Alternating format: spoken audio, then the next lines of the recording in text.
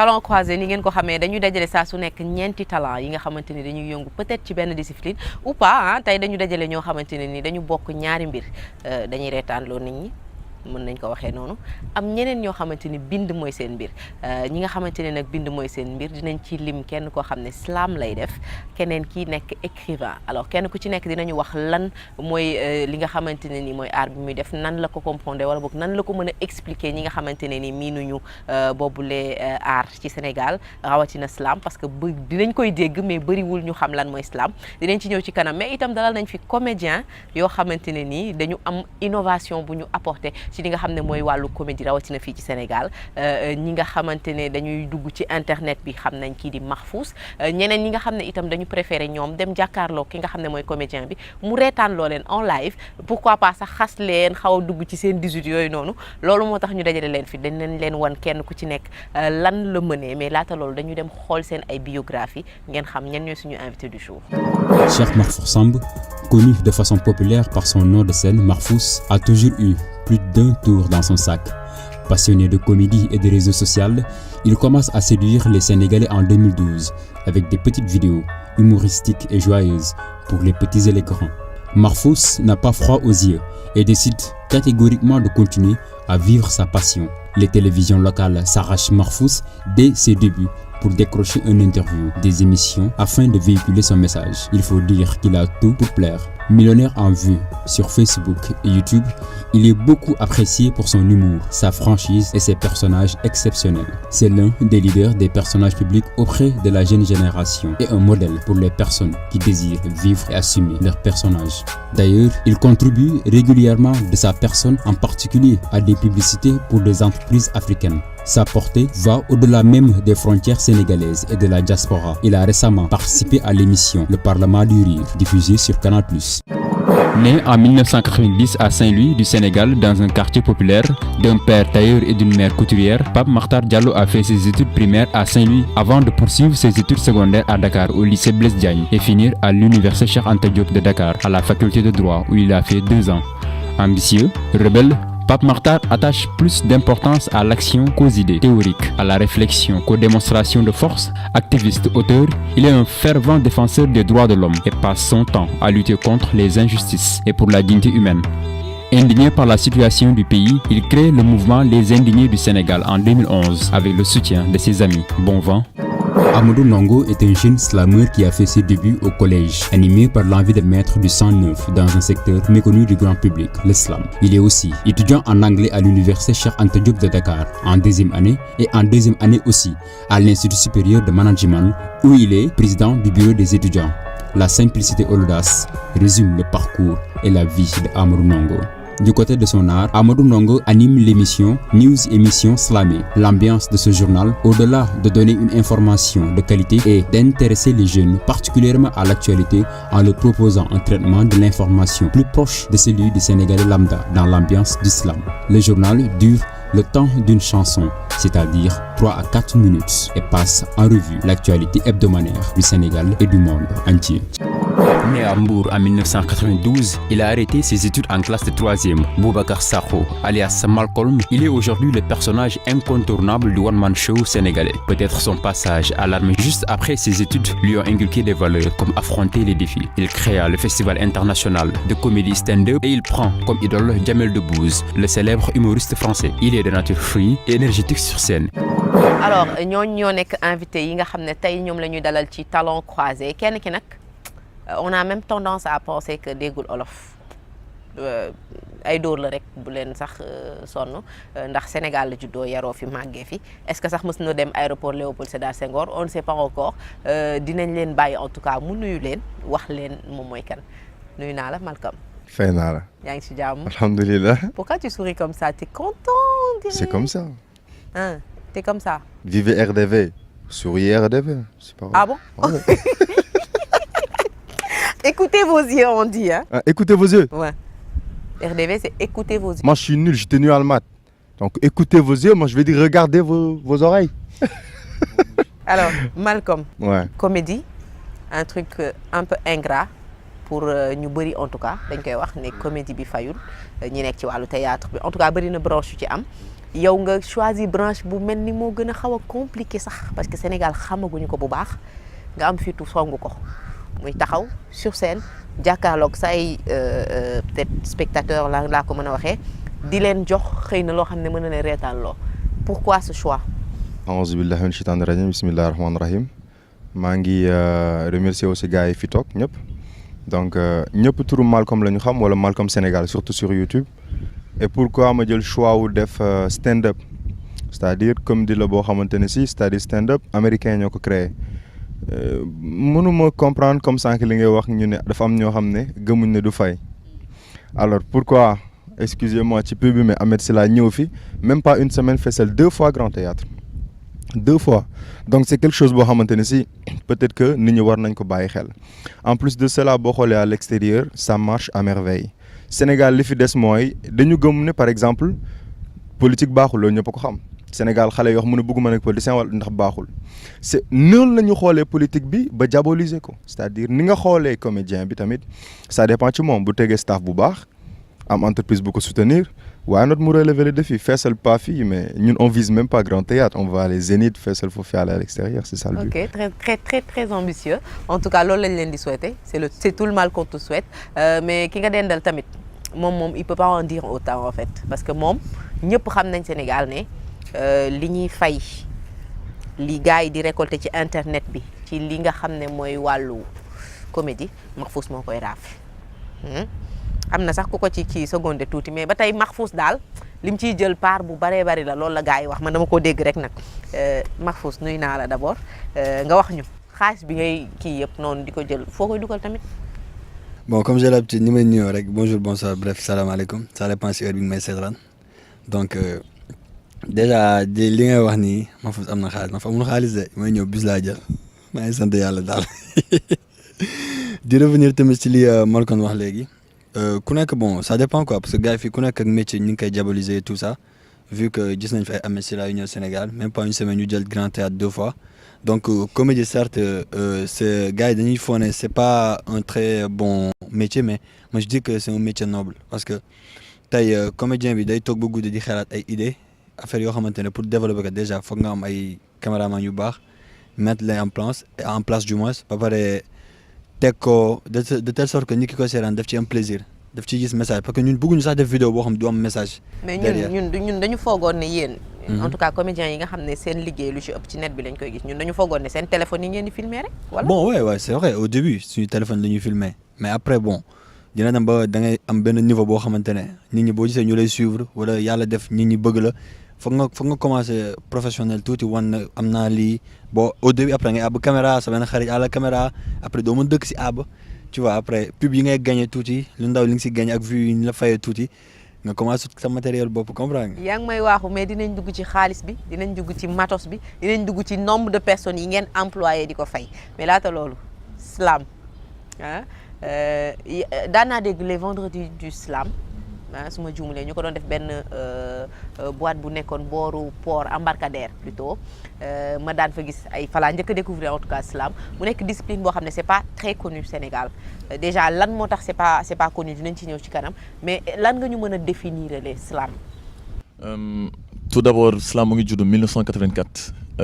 à Chicago ci benn bar maanaam je peux juste dire que ne amis yu toogoon qui étaient des amants de poésie. ñoom ñoo jóg ne pourquoi pas ñu créer suñu benn collectif pourquoi pas ñu lancer suñu propre vision de la poésie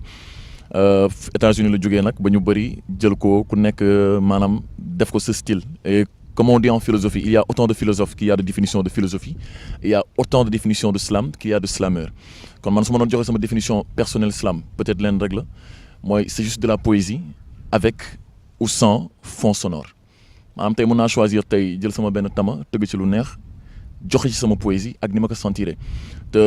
tant que mu ngi may bégal rek ñi may déglu di leen bégal donc si sama mu ngi matal sama vision comme ni ma ko sentiré te bu fekkante ni slameur bu nekk comme ni ma la ko waxee léegi il y a autant de slameurs qui a de définition de slam man sama définition c'est juste na nekk poésie na neex ci déggin nga yokk ci sa fond sonore wala nga bañ ko ci yokk l'essentiel li ngay def na la neex. en général fond sonore boobu da ngeen ko ci yokk ou da nga préféré bañ ko ci yokk yow personnellement. d'habitude yaay mu nga choisir boo nee slam rek automatiquement le sénégalais lambda day jàpp que ni fond sonore bi dafa war a nekk lu posé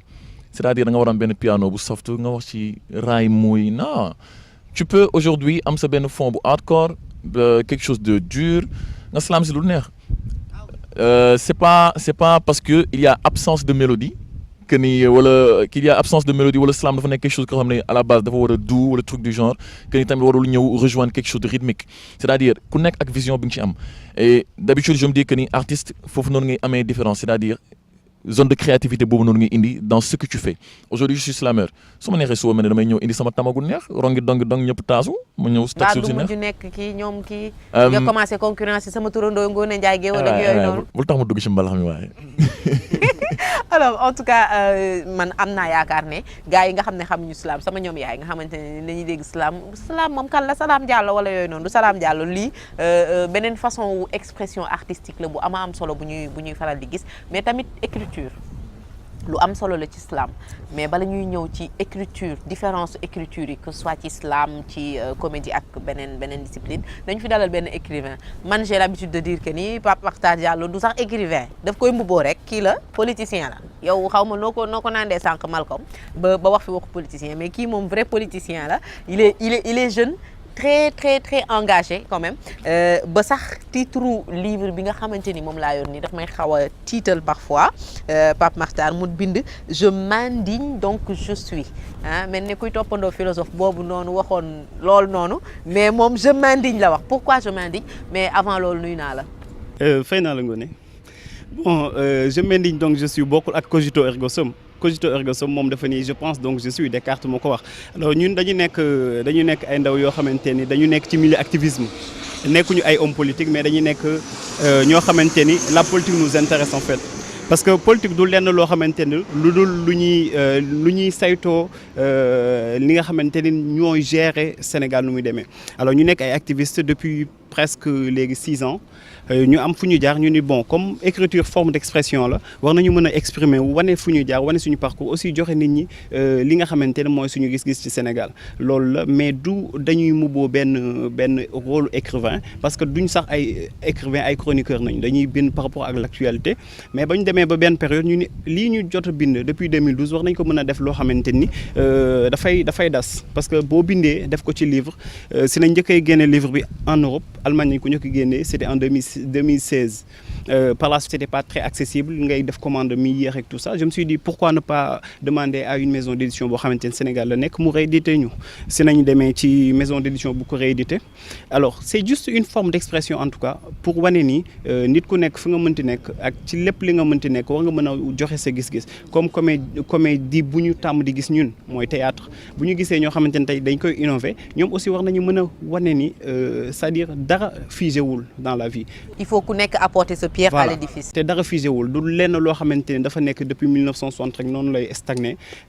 évolution dafay am ci àdduna te ci évolution boobu si la ay yu bëri xew ay activisme ay yu bëri yoo xamante ni peut-être si jamono ju njëkk dañ leen doon xoolee comme di leen caricaturer parce que bu njëkk ba activiste dañuy jàpp ni koo xamante ni kii yëngal la pour def lu bon wala koo xamante ni day xoqatal alors que ñun ñu ni non am na ay rôle yoo xamante ni yu gën a noble la parfois dañuy tooñ di ñu naan nag ngeen mënee nekk ay indigné ngeen wax ba pare ngeen di correct wala ngeen di am ay apparence yoo xamante ni nit ñi beneen gis-gis nañ leen waroon xoolee man li ñuy wax loolu dañu xamul kii Stéphane Hessel moom bi ni indignez-vous boo ko gisee nit ku correct la nit ku posé la parce que en fait est-ce que tamit nit mën na passer tout son temps à s'indigner c'est-à-dire quand boo waxee je m'indigne donc je suis mooy même pour nga nekk yow il faut que tu t'indignes tamit. non en fait dañuy joxe benn définition boo xamante ne dafa wutee définition laroussienne wala définition yi ñuy joxe ci dictionnaire u indigné ñun dañuy ni un indigné c'est quelqu'un qui se bat pour deux choses pour la dignité humaine et contre les injustices ñu ni loolu nag képp ku nekk ci àdduna ba ngay làqu ci suuf fi loolu ngay def sa àdduna bu nekkee nit ku voilà da ngay bañ yéen a ngi ko waxee ci bañkat la te loolu yaakaar naa ñëpp képp koo ni nëgam da nga bañ injustice mun la waaw nga ni ko nëgam da nga bëgg dignité humaine mun la waaw donc ñëpp ay indignés pour la vie lañ ay indignés éternels lañ. en tout cas indigné bii de définition bokkul ak indigné bi ngeen daan dégg mais yéen comédiens yi yéen bu ngeen indigné wu rek c'est pour xëy na dénoncer yoo xam ne day xaw soit ci société bi soit ci seen biir parce que dégg naa yéen tamit seen biir da ngeen di defante ay affaire non. kenn am spectacle ki ci des ñëw wis fa affaire wala. kenn génne benn vidéo ki ci des def exactement même chose pour wane ne moom tamit mën na ko wala moo ko dàq wala yu demee noonu yéen du ngeen def comme waykat yi di def. bon man ce qui me concerne c'est-à-dire boo demee ba xam définition watawaasaw bil haqqi watawaasaw bis sabri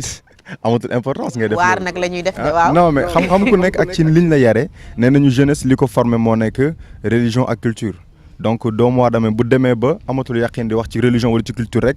amatul yaa ngi comprendre donc pour bañ a def autre sujet mooy ndax dañuy wis dara wala toppandoo par exemple nit ñi dañuy wax ñu ne ma Malcolm am nga opportunité def ay vidéo j'ai beaucoup d'amis ñoo xam dañoo aay ci côté pub yor seen matériel mais je suis pas youtubeur lui il est youtubeur pourquoi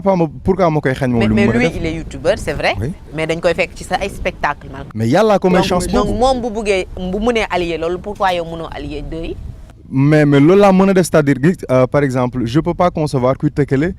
Messi ak Cristiano Ronaldo c'est-à-dire lui donc moom mooy Messi waaw yow koo ci doon man kan waa ji football waali daal juddoo ma mënuma dara tu vois ce que je veux dire c'est-à-dire moom yàlla may na ko mu nit ñi xamee ko ci YouTube waaw mu bëgg a def stand-up en même temps waaw. pourquoi pas mu allier beaucoup de choses parce que bu fekkee mën na ko rek yàlla moo ko wax nee na jàmm yàlla bi man fi ma laa ko ci yéen bu ngeen defee contact rek ma feeñ maanaam loo bëgg rek nekk na ci anam boo ko bëggee. man daal ni nga ñëwee tey dara neexuma ci sa waaraate yi man je sais que nit kii du yow sa waaraate yi nga ñëwee tey neexuma mais ma fuus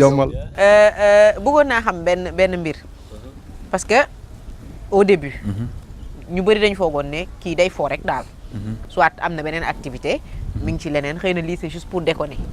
ñu dem ba gis ne mi ngi commencer nekk vraiment une profession pas seulement pour yow mais pour ñeneen ñëpp ñi nga xam ne ñi ngi essayer wu à faire des vidéos sur YouTube ak yooyu ba weeru koor yi ñu génn foog naa du ngeen ma contredire gis nañ ci sax ay apprenti youtubeurs yoo xamante ne nii ku ci nekk ak sa style ak sa façon ak ni nga doon def mais naka nga koy dundee yow boo gisee ne lii c'est un truc bi nga koy démarrer xëy na nit ñi gëmuñ ko woon nga dem ba benn moment nit ñi di ko xëccoo ak yow. en fait déjà loolu man dama ci am fierté quoi parce que ba ma koy commencer météo na trop je fais partie des premiers youtubeurs il y avait 2 avant moi je cite pas leur nom mais amoon na ñaar ñu ma fi jiitu woon léegi après bon man nag dama ñëw ak benn étiquette boo xamante ne man sans complexe lay demee parce que samay vidéo lu si bëri dama daan sol ay tenues de femme je me mettais à la peau de l'acteur et tout ça tu vois donc rien que pour jox gëdd li may def gars yi di woo sama yaay depuis Europe naan ko kii dafa dof sa doom bi wérul wax ko mu bàyyi li muy def après ma gëm sama bopp rek. mais yóbbu jotuñu wuñ laa yóbbu ci maama ni yow di la ñaanal. pour nga wér si ñaanal nañ ma ndëppal nañ ma pour nga wér. yóbbu nañ ma dalal xel. waaye gars yi mu ngi dalal sama xel. ñu mujj comprendre lii daal lii. c'est inné quoi loo xamante ne dama ko bëgg la. après un jour ma def vidéo mooy fameux dessin animé boobu nga xam ne ça nous a tous marqué. Kirikou. waaw l'eau est revenu. léegi ma ko defee après vidéo bi def tour Afrique. africain yi commencé di si waxtaan naan vous avez vu il a fait la même vidéo que Kirikou tout ça. vidéo am vue yu bëri après gars yi si dañ ma commencé bàyyi xel xam nga sénégalais ñu bëri balaa ñu lay bàyyi xel gars yi ñu gis ne. il faut keneen ne. genre commencé di lii après gars yi commencé naan non booy foog ñu bàyyi ko xel après par là su may def di def ba tey ji gis ñu bëri tamit ñuy ñëw di def tamit bon mu nekk fierté si man. est-ce que mën nañ xaar benn Mahfouss tey bu xëy dugg si politique wala mu engagé wu ci benn cause par exemple def comme Pape Makhtar li muy def. waaw mën na nekk parce que. man je dis il faut jamais dire jamais xam nga lu tax ma wax la loolu parce que bu fekkee Mahfouss dafa war a politique mais ci biir politique bi politique day reetaan loolu nit ñi Mahfouss dina politique comprends nga. dafa am sama benn xarit bu ma doon seetaan comédien la comme yéen moo leen ci xaw a jiitu tuuti mu doon wax si benn interview bu mu doon def mu ne moom bés buy def politique xaalis moo ko ci dugal nëbbu ko làq ko ku ko jox xaalis lay jàppale. est-ce que c'est le cas de Mahfouss wala de sax Malcolm. non man moom xam nga laa jiital xaalis neex na trop kenn bañul xaalis Malcolm bañul xaalis monsieur le président bañul xaalis monsieur Sy Mendigne bañul xaalis kaw raag mais tout le temps il faut jamais nga fàtte lii la yëkkati parce que man bi may jug du xaalis bi may jug xam nga la laa bëggoon am nit yu may seetaan ak nit yu reetaan tey jii loolu tey moo may te fépp fu ma tollaguma fenn nag mais fépp fu ma àgg nii tey loolu ma ko may donc mooy li ma la wax rek je reviens à ce que je disais tout à l'heure su fekkee dama war a politique te si biir politique bi neex na nit ñi ñu ngi reetaan même su ma si am xaalis sant yàlla mais bu ñu reetaanee mu gën a neex. moo la gën a neex daal d'accord alors spectacle slam de plus en plus rare xamoon nañ ko mel ni Birom Sceptique un ami à qui je fais un coucou moom mu doon organiser ay affaires aussi ci wàllu slam mais dañu gis ne génération bu bees bi xaw ma da ngeen a xaw a tayal pour man slam waroon na dépasser fi mu toll nii parce que yàgg nañu def ay activités dans l'ombre et tout mais dem na ba benn moment dafa jot nag ñu xam leen bu baax a baax lan mooy frein bi. balaa sax may wax ci frein dafa am leen lu tubaab naan ambition mooy nit ki mu nga am benn ambition sa morom am ko mais li ngeen di viser ndoo du doon benn. te am na ñu jiitu ci slam bi macha allah def nañ ci ay jéego yu rafet dama leen di saluer et j'ai eu un grand mentor muy Minus je le respecte beaucoup j'ai eu à rencontrer ñoom Sundiata vendredi slam ñoom jot naa fa jouer et cetera ñoom ñëpp jot naa kii ak ñoom collaborer ak ñoom te macha allah ils ont un niveau extraordinaire mais xam la mooy dundal maanaam mbir mooy il arrivera toujours un moment où il y aura une personne qui aura une vision différente et c'est cette personne là avec sa vision différente qui va amener le plus que les gens ne connaissaient pas. Je me prends comme étant, entre guillemets, cette personne qui veut changer les choses. Peut-être le slam est dans l'ombre. Mais est-ce qu'il n'est pas temps qu'il y ait une nouvelle génération, non pas comme nous pas une génération taille, mais une génération qui sait exactement quels sont les jalons à poser pour parler de temps. Parce que mbir boko paraxé mën na jur mais lu muy jur du doon lu la neex. Mais est-ce que jotul tamit slam ngeen islam en wolof? Man damay islam en wolof. Parce que tamit Sénégal néew nañu dégg tubaab de même ñi dem université ñi def pourtant islam en wolof yàgg na fi am moom la gars yi naan taalif mais problème bi mooy Sénégal dafa bëgg rythme te dafa bëgg li nga xam ne supposons bu ko reetaan loowul amul rythme bu ko dégloo da koy tayal loo loolu moo tax ma sànq bu may commencé définir dama ne il y a autant de slameurs qu'il y a de définition de slam man tey Amadou Ndongo am naa droit ma ñëw tey pour non pas pour plaire aux Sénégalais mais juste pour faire quelque chose bi nga xam ne au moins nit ki dina ko déglu yëngal yaramam mais au-delà de yëngal yaramam jëlee ci njëriñ je peux choisir aujourd'hui ma indi du rythme dans ce que je fais donc moo tax ma ne il faut toujours associer la créativité ak sa touche artistique moo tax vision bu nouvelle boobu noonu nga xam ne nouveau slameur ak nouvelle slameuse yi moom la ñu indi jamono gii nii loolu moo nar a changer game bi te man dama jàpp que ni ci laa bokk te war naa si mën a indi benn touche personnelle. Espérons en tout cas touche suñu xarit bi Makhtar moom mi ngi feeñ ci wàllu politique bi mi ngi feeñ ci xeex yi muy faral di xeex mi ngi feeñ ci plateau télé yi ñu lay invité ci débat yeeg yooyu mais tamit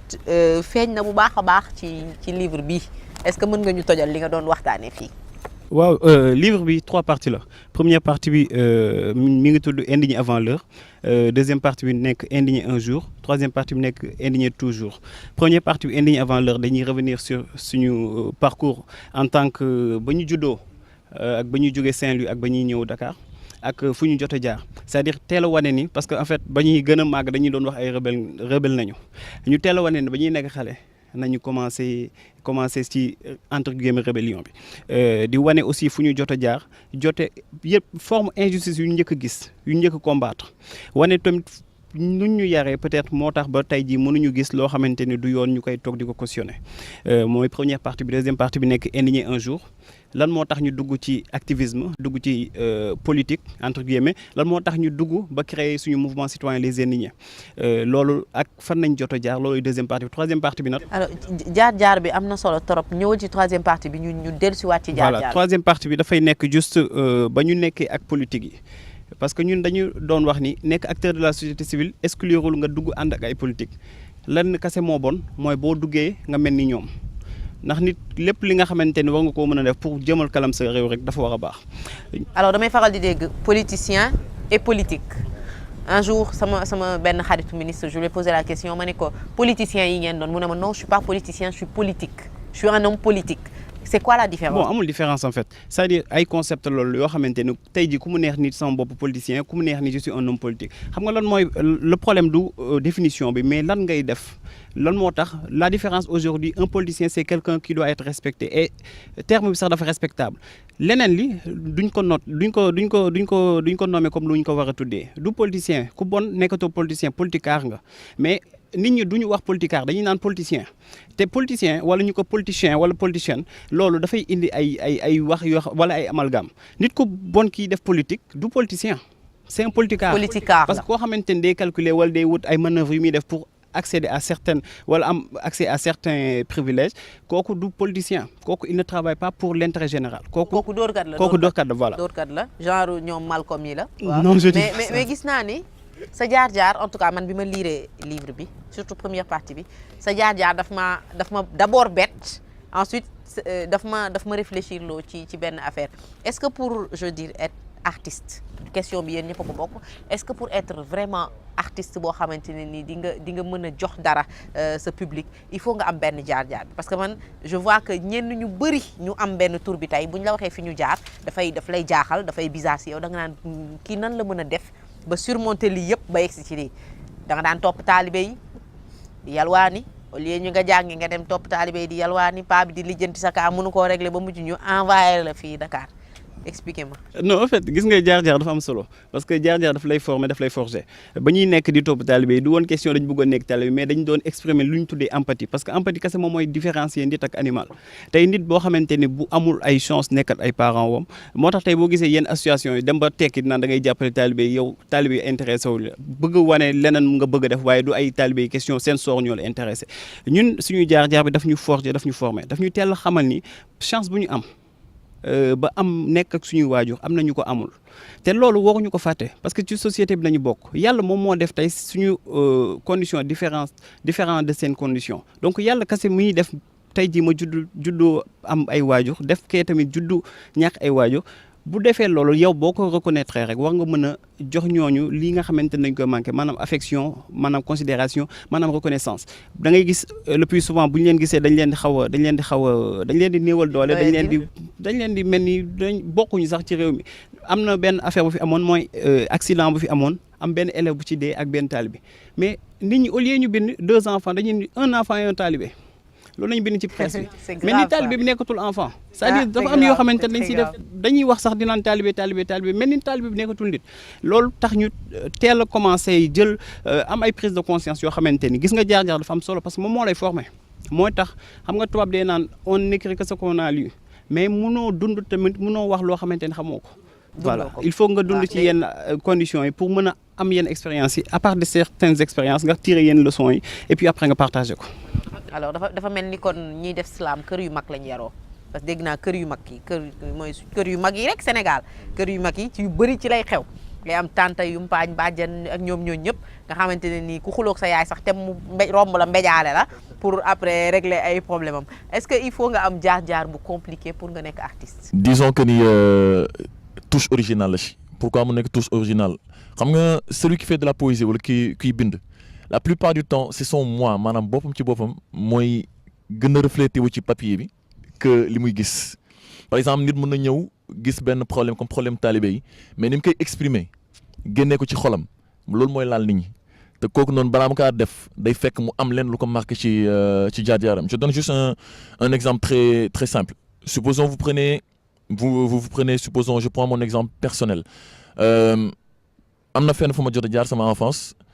j'ai passé presque 9 ans 10 ans je n'ai vu ni père ni mère maa ngi woon sous la tutelle de mon homonyme yàlla na ko yàlla yërëm maa ngi woon foofu noonu di fa dund li nga xam ne maanaam moom moo ma forgé moo tax tey ma nekk li ma doon tey te aujourd'hui quand je prends un stylo di ko refléter sur du papier c'est cette émotion là qui se dégage qui fait que su ma waxee rek automatiquement la personne qui koy dégg da koy laal touche boobu noonu c'est très important c'est pas une condition nag sine qua non maanaam loo xam ne obligation la mais dama jàpp que ni mooy caaju artiste au fait nga mën a raconter sa passé. Mahfouz kañ ngay taxawal foo xamante ne nii da nga fay jàngal xale yi comédie parce que yenn saa yi damay gis yoo xamante ne nii ci net bi yaa ñu ko yóbbee daal ne ni bu ñu doon porter plainte yow la ñuy wër yóbbu la fenn ci benn kii porter plainte parce que xale yi dañuy bëgg di def li ngay def mais niñ koy defee parfois c'est compliqué est-ce que Mahfouz dafa am ci école bu mu jaar. formation la def wala c'est un truc naturel boo xamante ni dafa nekk ci moom rek mu exprimer ko nan la ñu mën a def ba réglementer tamit ñooñu noonu ñëpp di def lu leen neex ci YouTube bi. En fait bon c'est un truc naturel jànguma ko mais su ma amoon vision du futur dama koy jàng quoi parce que lépp loo gis sam jàng daf ci am solo te comédie am na ñu koy jàng comprendre léegi bon juste comme li nga wax pour revenir sa question nga ne kañ laay jàngal ay xale. sama kër tout le temps day fees nit tout le temps booy dañu fay ñëw naan damay commencer def vidéo dama bëgg def vidéo su ma defee vidéo partager ma ne ko dama partage dara da ngay am fit nga am volonté nga gëm sa bopp nangu dégg critique nga def vidéo tey mu naxari nga nangu ñu critiquer la suba nga ne su ma defee day neex. ba bañ koy valider. un jour viendra rek maam buy ñëw doo sax comprendre daal comprendre day naturel. te aussi on a pensé aussi à faire le tour des régions incha allah vu que gis nañ ne gars yi dañu foog ne Dakar rek lañ yem on am naa après incha allah dinañ commencé dem Thiès dem Saint-Louis dem ay ba Casamance si wetu rebelle yi. exporter comprendre un peu li nga xam ne mooy waa genre export pour ñi amul waa ñi amul paas ak ñi am paas sans waa exactement. mere naa la torop ci benn vidéo mais dinaa ñëw léegi am na vidéo boo xam ne dama ko seetaan mere la te xam naa ne jigéen ñëpp dañ la ci mere mais yow par contre leneen laa la mere y a beaucoup de français dans tes spectacles beaucoup pour ne pas dire que du français am na ñoo xam ne dañ may wax pourquoi doo essayer def wolof man comme ma posé waat question bi pourquoi doo essayer def wolof. parce que français bi loolu je savais que booy doog a commencé problème lay doon ci nit ñi mal comme français mal comme wolof j'ai pas ce temps pour écouter ndax français la wala wolof français outil de travail la je ne suis pas français c'est un outil de travail Jamel Debbouze moom mooy daj dëpp gi moom ak Gad Elmaleh. c'est ton idole Jamel. c'est bon non seulement sama idole la mais moom rek mooy sama concurrent au monde moom rek la am comme concurrent parce que je concurrence moom rek la vise actuellement et puis. foo bàyyi Gad Elmaleh. dégg moo tax mel ne ñoom ñaar mais bon yàlla moo def ma bëgg sam loolu day am man Jamel laa bëgg mais Jamel Debbouze il parle pas arabe il est marocain mais il parle français lu tax ndax dafa bëgg ki nekk Fongolais mi nongo man kii ku ci nekk mu mën ci jëriñu. waa léegi sama ñoom maam. sa ñoom maam ku ñëw spectacle Malcolm non seulement di nga ci dégg wolof mais di nga ci dégg wolof bu rare parce que professeur Massamba Gueye daf may jàppale bu baax. c'est-à-dire comme kii ni mu koy waxee yar dafa baax ci nit parce que moo lay gën a may chance nga mën a exprimer wu sans problème je salue de passage Pipo Gérard daf may wax mu ne ma. waaw mu ne ma c'est pourquoi nan nga mën a toogee def 2 heures de temps sur scène def français def kii sans pour autant nga am benn problème je lui ai dit que man du loo xam benn instant di nga wax texte mais da ngay jàkkaarloog nit ki wax ak moom normalement te pourtant. dafa am problème nga am problème mais bu ñëpp bëggee nekk ci bureau yi bu ñëpp bëggee def benn discipline bi est-ce que ça va aller non mais est-ce que tamit dañu war a wax 100% wolof non il faut que tamit tey des fois man j'ai beaucoup d'amis yoo xam ay Gabonais lañ ay Congolais lañ dañ naan ma Malcolm au moins ñun bu samedi jotee xam nañ fu ñuy dem wala yow boo defee spectacle. parce que ñoom Mahfouz duñu def France. mais si. donc ñoom xam nañ fi ñuy dem. si non lenn laay ñaan yàlla nañu yàlla musal ci média. non parce que média mooy taal réew. bu samedi jotee xam nañ fi ñuy dem parce que moom Mahfouz dañ leen di sonal ak ay Koddo Kumba ak yooyu. ma posé la benn question gel yi ñuy utiliser tamit seen greffage yi day xaw a. ma posé la benn question. waaw bu Mahfouz publier vidéo ma publier vidéo bosam sama bos dañ koy fàtte. ndax la parce que c'est son monde. c'est-à-dire il est professionnel ci côté boobu noonu. mais ku ci nekk da ngay ñaan doon professionnel ci fi nga nekk man sama vision mooy. je vise même keroog wax naa ko Pape Sidi Fall mais ne ko bëgguma ñu naan ma Sénégal fan nga bëgg de spectacle non dama bëgg ngeen jox ma pas drapeau Sénégal mais drapeau Afrique ma dem ak moom loolu mooy but bi après damay dee ëllëg après samay doom ñooy ñëw fier ci affaire boobu noonu. yàlla 1960 la non la ñu am indépendance. ah bon bon loolu la ñu wax. xaw ma 1950 1959 mais ce qui est sûr mooy. xool ay Chine am na yeneen dëkk yoo xam dañu nekkoon ci ay jafe-jafe. mais ñoom ñëpp ñoo dem actuellement ba développé wu am na dëkk yoo xam amuñ ressource. Chine dañoo am fulla de. kon ñun dañoo ñàkk fulla chinois yi daal donc am na lu ñu téye tamit lu ñu téye lenn rek laa yaakaar ne moo ñu téye. mooy dañu complexé de trop. bëgguñ suñu yëf. non complexé bi mooy lan moo tax mënoo taxaw ak français lui parler français bu baax c'est-à-dire apprendre au français le français. c'est-à-dire jàkkaarloog ñoom leur raconter. faire comme Senghor quoi. effectivement man damay toog sur scène di waxtaan ay kumba am ndey kumba amul ndey mais en français. pourtant paa yi dañ ci gisoon dañuy kontaan dañ may ñu ne waa mais kumba am ndey ay fari mbaam la woon et cetera mais dama koy français ba ku dëkk Paris day foog ne fa laa jógee par contre des fois nit ñi da leen di jaaxal Malcolm joué na fee mais lu tax mu wax olof affaire yoon encore une fois je suis pas là pour jël ay critiques je me dis que peut-être missionnaire là bu bëgg a def stand-up bàyyi naa façon liggéey bu ne bàyyi naa fi lépp jël uniquement cela et c'est pas. parce que dégg naa foo mës a liggéey aussi boo xeexul ak secrétaire bi xeex ak DG bi wala nga xeex ak kenn ci personnel bi. musuma xeex ak kenn par contre. lenn mooy sama défaut mënuma xëccoo c'est pas ñàkk fayda mais mënuma ko quoi. fu am xëccoo rek nga dem. je te laisse kon de doo toog fenn réew mi rek réew mi ni mu doxee. ku nekk sa défaut laajal Pape Makhtar Diallo moom xam na politiciens yi. alors écriture boole na leen parce que su ma juumulee kenn ku ci nekk ci li ngay def faaw nga bind mais est-ce que di ngeen lire est-ce que yow Malcolm Mahfouz est-ce que di ngeen lire di ngeen jël temps wu jël peut-être benn bouquin wala benn kii ngeen lii kat mun naa ci jàng dara ma toog lire parce que lecture avant daan nga gis sax disquette yi daan ko doser yooyu noonu tëdd tiim sa gi mais léegi téléphone yi tax na ba kenn dootul lire est-ce que dina leen arrivé ngeen di lire. waaw pour te répondre c'est pas parce que je suis à la télé may fen du ma lire comme façon lire su ma bëggee lire dafa am livre boo xamante ne si ñëpp ñu ngi koy gis te duñ ko mën a gis mooy àdduna bi je marche yow laay toog waxtaan ak yow excusez-moi di waxtaan ak yow su ma toogee sur scène je taquine suñu kër am na ay jumeaux Pape ak Babacar bu ma toogee jabaram affaire yooyu noonu je vois la vie normale ma wax ci li ma doon dund temps booy école y a beaucoup de conneries c'est-à-dire même sax su ma demee bay lire dinaa xool information bi tin ma lire ko parce que y a des livres yoo xamante ne si day influencer nit te nit ñi xamuñ loolu comme beaucoup d'arlequins et cetera donc waruma tamit c'est pas parce que nit ñi dañ may seetaan commencé gis ma sur internet que ma bëgg ci am euphorie di lire loo xamante ne dara leeruma lu ma leer ci laay dem pour fexe ba nit ki reetaan ci. li ngay dund au jour le jour quoi moo tax sax sama moyen de transport bi ma gën a neex c'est car rapide Raps rek laa bëgg parce que saa yoo duggee chaque personne ak histoire car rapide bi du loolu de dinaa leen expliquer li tax mu préféré Raps pass bi fukki dafa gën a yomb. bu bëree ba bëri mbokk yee xarit mbokk yee xarit fukki dërëm la foo munti jëm ñaar fukk la ci bu sore. alors ni ma leen laajee ndax da ngeen di lire noonu laay laajee Pape Makhtar ndax moom itam dina faral di dugg si YouTube bi di xool li sama gars yi di faral di liggéey foog naa ni su ma jumulee Mahfouz moom gis nga ko ci internet bi muy def ndax sonal na parfois sa mbokk yi torop est-ce que yow dina lay faral nga jël sa temps rek ne tey moom je vais voir tey suñu comédiens sénégalais yi suñu artistes yi li ñuy faral di def nga dugg ci YouTube xool visiter un peu. waaw xam nga man xam-xam daf ma intéressé donc lépp li nga xamante ni day yokk xam-xam te xam-xam du lire ak kii kese même comédie sax xam-xam parce que da ngay jàng lu bëri donc ça m'arrive di dugg YouTube di xool parce que en fait parfois boo lire wala boo stressé nga déglu yenn affaires yi dafay mel ni doo soxla ay garab quoi day mel ni antidépresseur donc loolu dafa nekk lu am solo loo xamante ni genre depuis tout petit dañ koy def te puis dafa nekk ci suñu vie yi nga xamante ni vie quotidienne la mënoo nekk Sénégal yi nga xamante ni presque ñëpp ay comédien nañ mënoo toog ci journée boo xamante ni doo dégg wax bu la reetaan donc booy déglu ñoo xamante ni dañuy toog di la reetaan loo te loolu lu mu jafee man lan laa mën a comprendre mooy nit koo xamante ni toujours il est de bonne humeur en tout cas. mais am na ñu dang tamit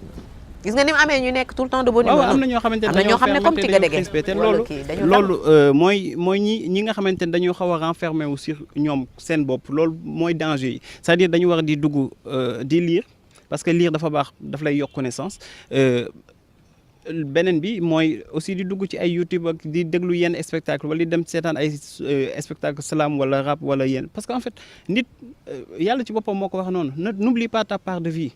waroo ni da ngay dund rek das si sa jaamu yàlla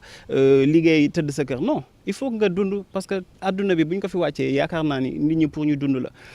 war nga mën a dugg YouTube war nga mën a dem di seetaan ay spectacle war nga mën a aussi dem di distraire mais mu yem ay limites yoo xamante ni war nañ ko mën a bañ a dépasser. alors ma jox la benn tuyau distraction bu baax a baax Malcolm day nekk chaque deuxième vendredi du mois c'est ça. Place du souvenir di reetaan loo gaay yi c'est-à-dire stress weer bi yi nga accumulé ci weer bi moom lay dindi deuxième vendredi du mois bi of ko mu dem alors Amadou Ndongo écriture lu compliqué ngeen choisir ci bu gën a compliqué poésie c'est-à-dire il faut ay man nag du ma littéraire de S2 laa def il faut ay fin yi niroo noonu la kooku tonton rime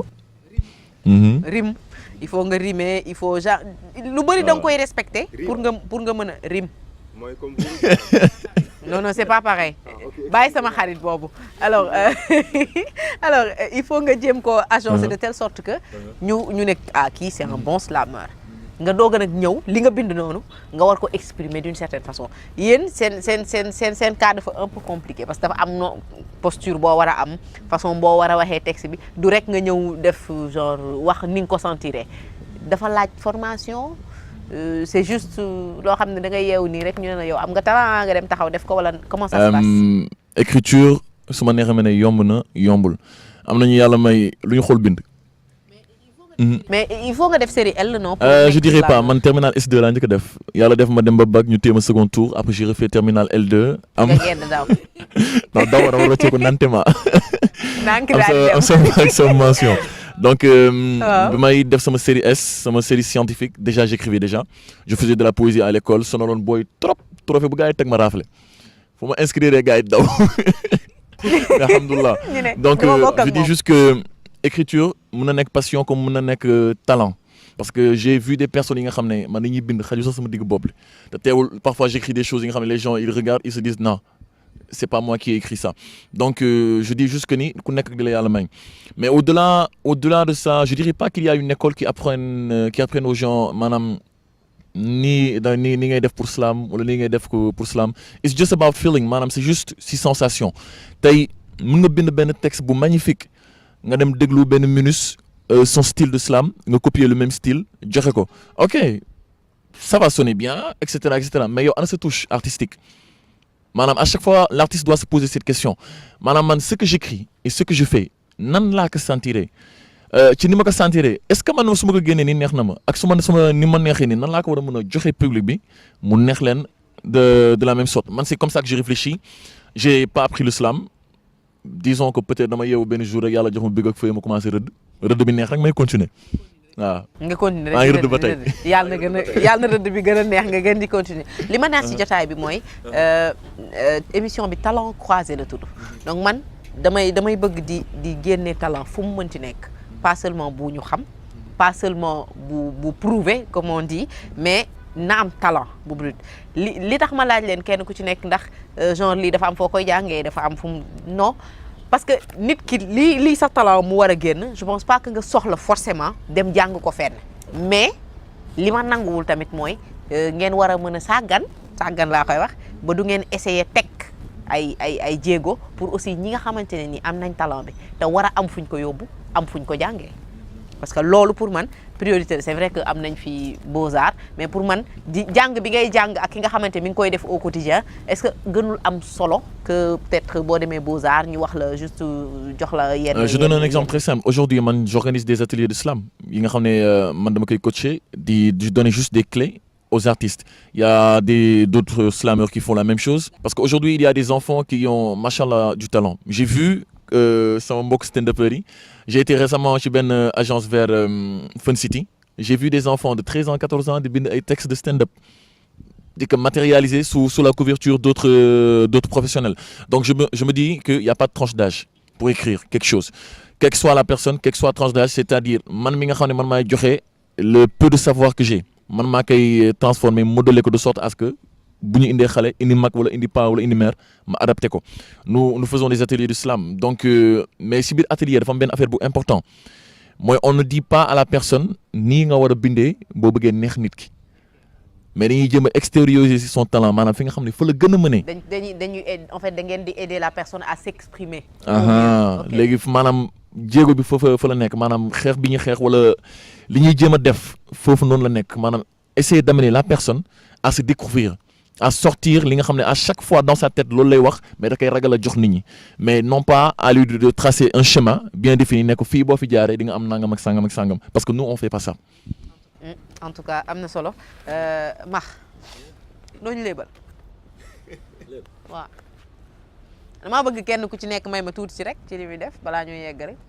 waaw. ok lu may xoolee. xeex leen rek ci plateau bi. bii nag benn waay doon quoi waa ji sàcc la mu dugg kër chinois ji sàcc léegi bi mu duggee ci sàcc chinois yi jàpp ko mu ne sama yaay feebar rek moom moo waral li may def lii nii yëpp gaañ na ko kaay reer amul problème mu ñëw toog reer gaañ na ko am fixe bi wool ku la neex nga ne ko yaa ngi fii wala moom ay mbokam de wax ko jàpp nañ ko sàcc de moo ay xaritam sàccam yi ne leen lépp loolu mënta jàpp ñuy jubal Point Maris ak Almadi ñëw leen kër chinois yi ngeen sàcc boo leen ñëwee dañ leen di toggal reer defal leen lépp chinois ne ko pare nga ko ñoo ko kañ dugg si juus bi ñu sang la ba pare maase la gars yi sang ko ba pare maase ko mooy rob yu sedd yooyu nga xam ne boo ko tegee sam day mel ni mooy rob yu sedd yooyu xam nga yooyu gars yi maase ko ba mu kontaan waaye dafa wàcc nii rek xoolal daa daanu si taal bi rek ndigg bi aw ne yax yi aw ne tànk yi aw ne naka te chinois yi maasee ñu ko dañ ko doon démonter. ah dañoo dévissé yaram bi daal. loolu fu mu xewee Chine wala Sénégal si ginnaaw. waaw ci ginnaaw. bu ngeen gisee mu leen di joxoon ñi c'est que tey fi ñu nekk dañoo tiim Sénégal daal dañoo yéeg ba ci kaw waaw bu toogoon ba ci émission bi jeex rek mu jaaxal ba dañoo yéeg ba ci kaw tiim Sénégal alors ñu remercier bu baax a baax ki nga xamante ne moo ñu may tey ñu nekk ci cadre bi muy Institut africain de management IAM sama école mais aussi sama école maam. Ah bon? waaw monsieur Guérassi. Monsieur Moustapha Guérassi ñu remercier ko bu baax remercier aussi le DG monsieur Thiam Toré mais ñi ngi doon ñëw ci leneen rëccëgoo boo taxawee sur scène war a wax ak je dis public bi en général comment tu t'y prends. dafa am loo xam ne mais na mi nag secret kenn du ko wax yëpp mais am na yoo xam ne bu la neexee da nga koy wax. quand je vais le voir je préfère ne pas être près de lui parce que il va te demander jógal jógal taxaw defal lii. tourneel wengalul ak yooyu noonu yëpp lépp ci jeu bi juste pour partager ak public am li nga xamante ne nii mooy aaram et ça fait plaisir de venir te voir ça je te le dis mais bi ñu ñëwee xool si la fekkoon nañ fa aussi monsieur Slam. Ah oui. Alors on va le laisser aussi nous faire un slam. Je dédie ce slam à la personne qui est la plus chère à mes yeux dama ko nopp nag ndeysaan mu nopp ñu nobante. sa jabar la. yaay wax ma. sa doom màgg na te ñëpp ko xam gàddu na xalimam di bind espérer ci am ndam est-ce que kontaan nga ci moom ci yoon bu mu taamu est-ce que say ñaan ñu ngi koy topp balaa muy sànku wax ma bi ma juddoo ba tey yaa ngi may tette di ma def ni bébé est-ce que mën nañ séparer wax ma ndax àdduna dafa diis nit lëndëm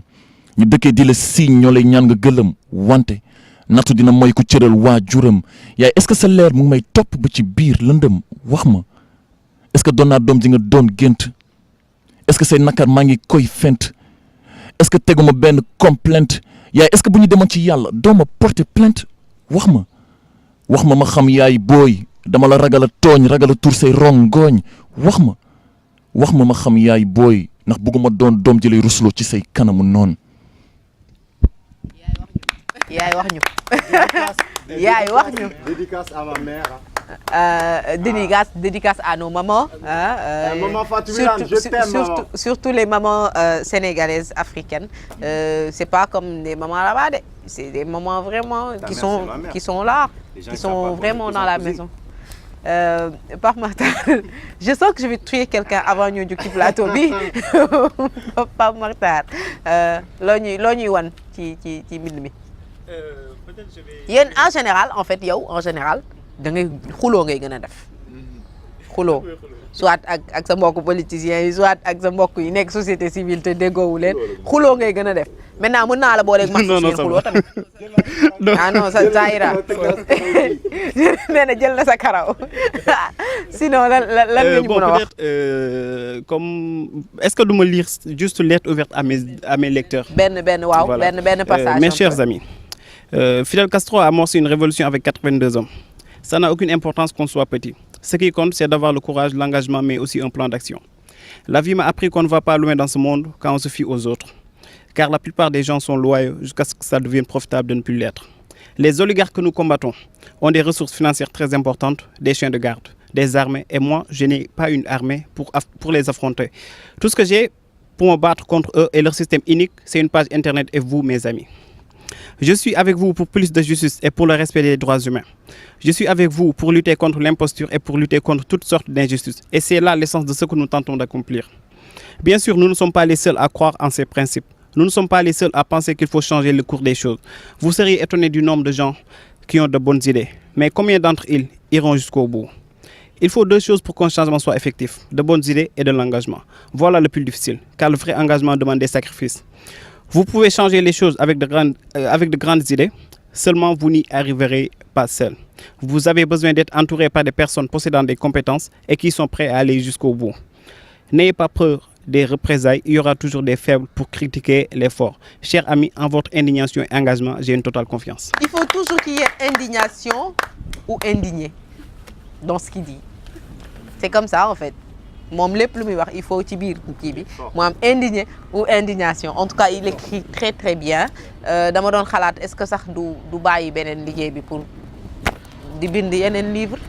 maa ngi waajal beneen ñaari livre en fait dama leen bëgg génne benn bi avant 2019 benn bi ci peut-être ay avril 2018 incha allah ñaari benn bi ci vie politique la encore beneen bi ci Macky Sall lay nekk seulement 2012 ak 2019 lu mu fi jot a wax ak li nga xamante ne comme ay réalisation la mais de façon critique quoi lay doon. de façon critique doo ñamatu ci li Macky Sall waaw dafay bëri dafay bëri bàyyi ba 2019 rek. man daal gëm naa ne su ma la bëggee def écrivain kese sans politique day compliqué bàyyi garder non ñaari politique ñëpp a koy def ci àdduna bi c'est-à-dire politique moom kenn mënu ko. gestion de la cité non waxuma boobu de non politique bi gars yi. non politique bu gars yi di def moom koo ko wax rek saag nga ko moo tax koo ko wax rek. koo ko wax rek moom en tout cas merci d'avoir répondu à l'invitation monsieur le slameur. di bëgg képp koy suivre Slam News di siyaare mbokk beeg famille geeg ñëpp di remercier surtout sama manager et surtout waa SN Staff maanaam le staff de Slam News du ma ko def nag bu mu bëri ba xam naa su ma commencé lim fii laa nar a fanaan te su may lim di juum donc je dis juste que Slam News est là, nous sommes là juste pour amener une révolution dans le monde du slam et montrer aux Sénégalais ce que c'est vraiment le slam. Et pour tous ceux qui sont amoureux et amants du slam, si vous voulez réellement découvrir du vrai slam, Amadou Ndong est là. Merci à tout le monde. Merci à toi Amadou d'avoir répondu à l'invitation. ñi ngi xaar bu baax a baax li ngay wax nii parce que dafa jot tamit slam ñu wane li ñuy wane. Monsieur YouTube. projet yi wax nga ñu tournée bi. war nga dem Thiès ci région yi un peu mais à part tournée boobu lan moo des ci projet yi loo xamee ni c'est imminent mun nañ ko xaar. bon di sant yàlla rek di wax gars yi ñu ko gën a kon ne jàppale seen doom africain yi muy képp ku def vidéo Sénégal parce que au début gars yi dañ ko doon diaboliser di ko tuutal vu que maa ngi sant yàlla récemment rek laa jógee Côte d'Ivoire kon de léegi temps yi yaa ngi am ay kii représenté Sénégal si benn concours donc boo xam ne Talent Afrique lay daw donc waxagoo de Talent d'Afrique xam ne dama ni xam nga Sénégal booy def benn affaire xaw a siiw nii xale yi dañ lay commencé kii. waaw xale ndaw yi moom bu ñu seen Tommy Jerry moom dañuy kontaan xale ndaw yi moom bu ñu seen Tommy. waxuma xale ndaw yi de njagamaari mooy jànku ju ndaw ji. waaw moom yàlla dafa def moom maa ngi sant yàlla daal maa ngi sant Malcom di sant ñëpp daal di gërëm ñëpp di wax gars yi ñu jàppale ñu surtout xale yi ñu am diine respecter parents yi c'est très important. kuy jàng tamit lépp loo mën def nga boole ko ak jàng bi ku jàngul nga wut métier tamit parce que àdduna amul solo daal liggéey daal moom solo ak surtout créativité parce que lépp loo doon moom dina metti mais boo ko gëmee nga gëstu si nga lii si daal un jour dina ñëw sa graine bi nga lii dina pousser quoi incha allah. Merci beaucoup Mahfouz. Mr Malcom. Oui. Merci d'avoir été là avec nous. Merci beaucoup à toi. Merci d'avoir été vraiment là. D'avoir fait ton show aussi. ci biir émission bi et tout def lu la neex. jaajëfal nañu alors maa ngi remercier ñëpp di la remercier aussi comme ni may tàmm di jeexale soit sama spectacle nit ñi xam nañ ko sama public mooy tout est possible àdduna lépp loo bëgg rek possible na mais bu nit mës a fàtte benn affaire ci moom bis bu doomu aadama demee ba foog ne moom la quoi c'est-à-dire ngoone présenté foog ne moom la yàlla day rocci maqaamam bi mu la jox donc intervalle bi mooy bis boo demee ba am kattan nit ñi commencé laa su ñu bëgg la gestu rek pousse ko lépp parce que moo waral baatu alhamdulilah sant ma dolli la saa yu ñëwee rek doo ko jox saa yu ñëwee doo ko jox donc des fois nit day ñëw plateau ne ma remercie tout le monde man c'est tout à fait le contraire damay ñëw ne je remercie les caméramans parce que on ne les voit pas ils sont là ñu ngi daw fii ba fële kii mu ngi yëkkati affaire bi donc ñoom yàlla na yàlla def ba seen doom yi fier ci ñoom maanaam télé yi gën a mag àdduna ñu am ci salaire yi gën a baax ki ñu abal lieu bi yàlla na ko yàlla gën a mottali yow mi ñu invité ba tax ñu gis ñu à travers la télé ba muy dem dugg site internet yi bëgg a dem à l'extérieur yàlla na la yàlla fay ci zahir ak ci baatin fay la ci àllaaxira ak ci àdduna fay la seedoom yëpp man Malcom nag bala ma di rek ma def fi con rek quoi bala ma ni c'est ça que je veux merci beaucoup à celui-là damay fàtte tur bi Pape Makhtar Diallo Pape Makhtar merci à Slam News Mahfouz nangul ma micro bi alors merci beaucoup à l'équipe technique vous l'avez compris, plateau comédien mënul nekk plateau bu normal. Heureusement pour ñun qu'on a eu au moins ben écrivain ci biir. Alors ñoom ña ngay xeex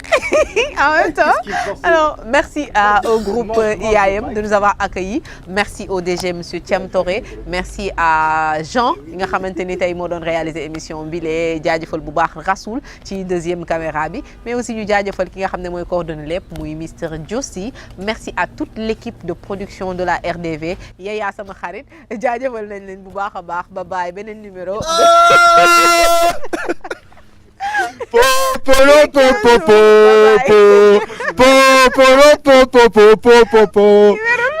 Qui ne saute pas n'est pas caméraman. Caméraman.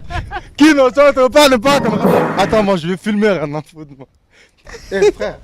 tourne-moi ça là. Le caméraman, il est doué. Comment on fait? Tourne pour voir comment il fait. Super cam. Et regarde-moi la tête de Marfous Ndongo. Et Mending Lending. Il s'indigne quoi. Il s'indigne sur la siège quoi. Il est indigné. Tu t'indignes, d'accord. Je m'indigne. Je m'indigne.